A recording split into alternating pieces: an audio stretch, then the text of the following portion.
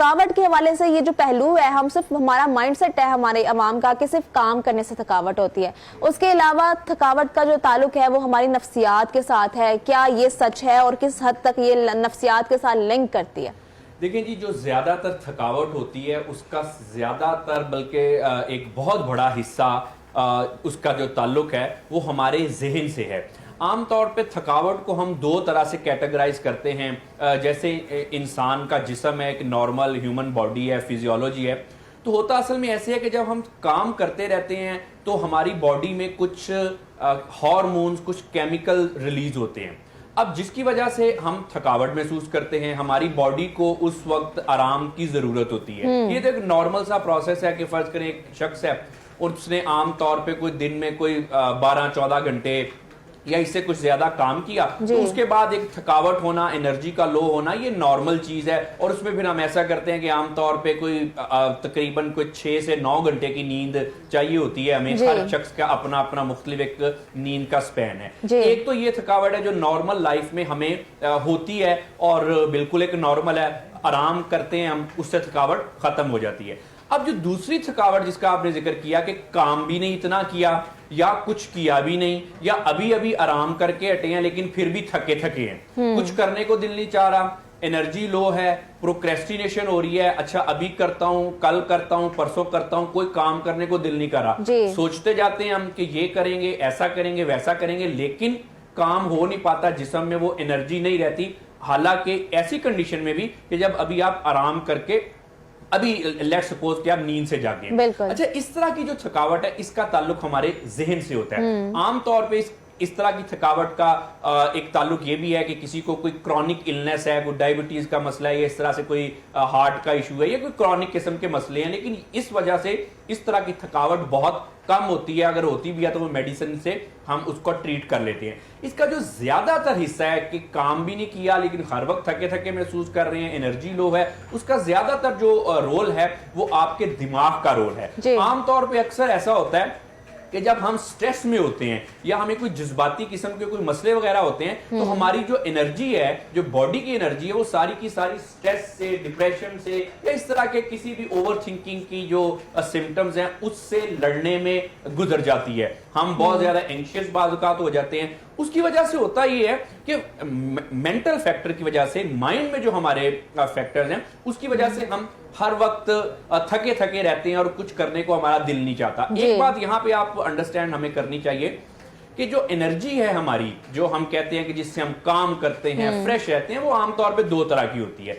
एक जो हमारी जिस्मानी एनर्जी है जिसको हम आमतौर पे हर शख्स जो है, हर सेहतमंद शख्स में इतनी एनर्जी होती है कि वो अपने रोजमर्रा के जो काम वगैरह कर सके। लेकिन इसके अलावा ना एक होती है लाइफ एनर्जी, कि हमारी लाइफ की एनर्जी कितनी है। आमतौर पे देखा गया है कुछ लोग हैं वो बहुत ज्यादा कॉन्फिडेंट भी होते हैं और बहुत ज्यादा एनर्जेटिक भी होते हैं। हालांकि अगर उनकी फिजिकल एनर्जी, जिस्मानी ताकत देखें तो शायद वो दूसरे लोगों जितनी होती है, लेकिन एक ही तरह की जिस्मानी कुव्वत वाले लोग आमतौर पर देखा गया एक की एनर्जी बहुत डल है, हर वक्त थका थका रह रहा है, दूसरा शख्स खुश है, कॉन्फिडेंट है और उसमें एनर्जी भी काफी ज्यादा है। अब ये इसको हम कहते हैं लाइफ एनर्जी। ये आती है आपकी हैप्पीनेस से, आप स्ट्रेस आपकी कितनी मैनेज है, आपके पर्सनैलिटी फैक्टर से कि आप किस तरह से लाइफ के चैलेंजेस को ले रहे हैं और किस तरह से आप अपनी चीजों को अडॉप्ट कर रहे हैं। तो ये जो जिसको हम कहते हैं ना कि फला बंदा बड़ा एनर्जेटिक है, उसका ऑरा बहुत अच्छा है, वो बड़ा अट्रैक्टिव है, लोग उससे बात करके अच्छा लगता है, उसकी बात में एक वजन है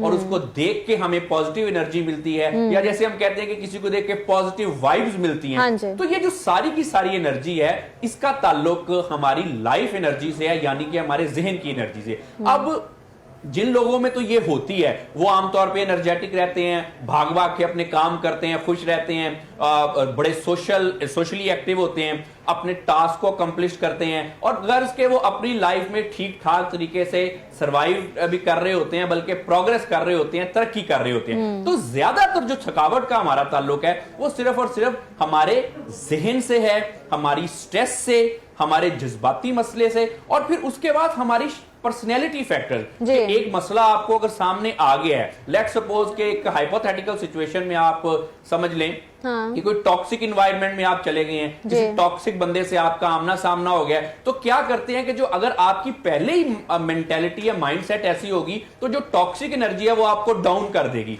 लेकिन अगर आपका पॉजिटिव माइंडसेट है, आप हैप्पी हैं, आप एनर्जेटिक हैं, तो आप देखें कि जो लाइफ की और ये जो इधर उधर की जो टॉक्सिटी है वो आप पे कम इफेक्ट करेगी। अब इसमें भी फिर आगे इसके भी आगे दो पहलू निकलते हैं। आमतौर पे हमने अक्सर ऐसे देखा होता है कि जब हम स्ट्रेस में होते हैं तो एनर्जी तो लो होती है इंसान की, साथ साथ हमारा फोकस भी नहीं सही रहता, और तो और हमें नींद भी ठीक तरह से नहीं आती। अक्सर देखा गया है कोई बंदा परेशान है तो उसको नींद नहीं ठीक तरह से आएगी, वो रात को ठीक तरह से सोएगा नहीं, सोचता रहेगा। कुछ लोगों के ये मसले होते हैं कि परेशानी हो या ना हो, उनको नींद बहुत लेट आती है, वो बिस्तर पे बैठ के घंटों करवटें बदलते रहते हैं, सोचते रहते हैं, फिर जाके उनको नींद आती है। बहुत सारे लोगों का मसला यह है कि जब वो स्ट्रेस में होते हैं या कोई किसी किस्म का डिप्रेशन है या कोई और कोई फ्रस्ट्रेशन है, तब उनको इस तरह के मसले मसाइल आमतौर पे होते हैं। तो स्ट्रेस जो है ये दो तरह से हमें इफेक्ट करती है नींद के हवाले से। एक तो हमारी नींद की क्वालिटी खराब करती है, नींद का स्पैन खराब करती है, बहुत ज्यादा सो भी लिया लेकिन फिर भी थके थके हैं। और उसके बाद इसकी वजह से फिर ये एक साइकिल में चलता है कि आमतौर पे जब हमारी नींद पूरी नहीं होती तब भी हम स्ट्रेस में होते हैं, चिड़चिड़े होते हैं, फोकस नहीं सही रहेगा, थके थके से रहेंगे। लेकिन जिन लोगों में लाइफ एनर्जी ज्यादा होती है, पॉजिटिविटी होती है, आमतौर पर देखा गया वो थोड़ा सो के भी गुजारा कर लेते हैं। अब यहाँ पे एक तीसरा फैक्टर बड़ा इंपॉर्टेंट है जिसको नींद का फैक्टर कहते हैं, आराम का फैक्टर। देखें क्वालिटी स्लीप जो है ना वो बहुत ज्यादा जरूरी है। जैसे आमतौर पे बचपन में बच्चों को बड़ी अच्छी नींद आ जाती है, वो कहते हैं ना कि वो बचपन की नींदें अब ख्वाब हो गई, यूं नींद आई और हम सो गए।